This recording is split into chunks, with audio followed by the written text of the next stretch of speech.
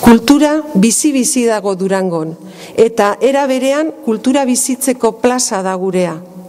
Durangok eta Durangaldeak eskaintzen duen guztiaz gozatzeko aukera ere izango du azokazaleak. Egun horietan sortzen den atmosfera bereziaz, Durangaldearen eskaintza historiko zein naturalaz.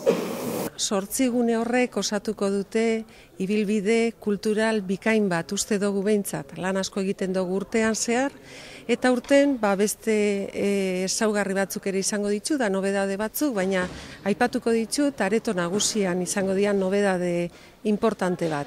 Eta hau da, gogoetaren plaza martxan jarriko dugu aurten. Bertan, kulturgintzan ardura, zalantzak, eztabaida guzti horrek bertara ekarriko ditugu azokaren bihotzera.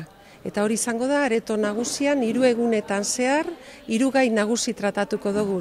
Nola finantziatu behar dan kulturgintza, hizkuntzaren garrantzia kulturgintzan eta alderantziz, eta baita ere finantzaketaren kontuak, finantzaketa publikoa edo pribatua. Guzti hori izango dugu, 3 eratara, 3 egunetan, areto nagusian. Guztira 35 bat proiektzio eukiko ditugu, kasu gehienetan sortzaileak egongo dira bertan zalei azaltzeko ze egin duten, zelan egin duten eta elkartruke hori aberazteko. Horretaz gain tailerrak, adibidez bikoizketa tailerrak eukiko ditugu ikasleentzako ikasle egunean. Kameratoia ere bai, kameratoia ikusentzunezkoen gazteen rally bada, lehiaketa bat da, 48 ordu eukiko dituzte film labur bat osatzeko, eta hainbat sari egongo dira, eta nobedade moduan adibidez Salvador bertsolariari buruzko pelikularen aurre estreinaldia eukiko dugu. Urten hautzeneak berrikuntza bat dakar, da berrikuntza hori da izena emateko orduan berehala betetzen egitaragua, musikari eta idazle asko kanpoan gelditu ziren, eta orduan erabaki dugu espazioa bitan banatzea, alde batetik kontzertuetarako karpa, 2 eskenatokikin, eta beste alde batetik solasaldi, errezitaldi eta performantzako karpa, non idazlek eta musikariek beraien diskoak aurkeztuko dituzten. Aurten Azoka Telebistaren nobedadea handiena izango da, plato bat izango dugula hementxe Landakon kokatuko dana.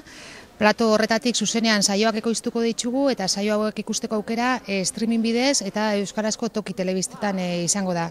Gainera plato honetan publikoak sarrera izango du, beraientzako tokia izango da eta elkar eragina izango dute bertatik, platotik edo sare sozialen bitartez.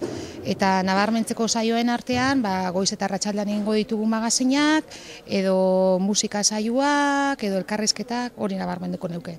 Idea nagusia da teknologia berriak edo teknologia eta eduki libreak plazaratzea, ez? Zer egiten ari da jendea Euskal Herrian, arlo ezberdinetan, adibidez lehenengo egunean hezkuntzari begira, euskaraz eta teknologiarekin zer egiten ari garen, 2. egunean sortzaileak izango dira, 3. egunean garatzailea, komunitatea, pixka bat zertan diharduten, eta 4. egunean enpresako produkzioa euskaraz egiten ari dena ikusiko dugu.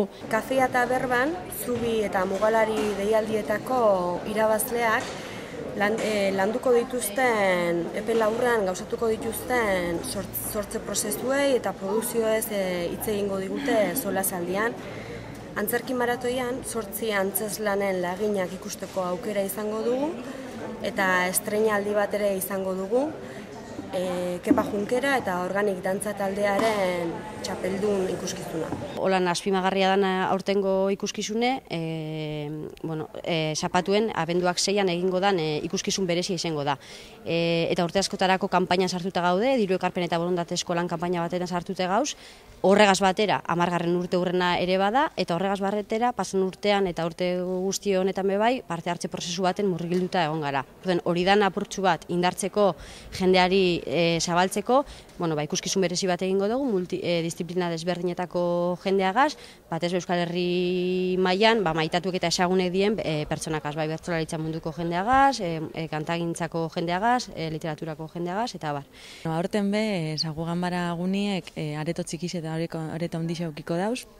Bisek beteta egongo die, idazlez, ilustratzaiez, ipuin kontarlari, orten bertsolari epe bai, antzerki, txotxongio, eta apur bat danetik, umi zuzenduta. Eta, horten berrikuntza moduen, Mintzola Fundazioare egin dugun elkarlana, batez be urtietan landu dugun transmisioe lantzeko, urten ahoskotasuna eta kulturaren transmisioe helburu eukine, elkarlan hori suertau da.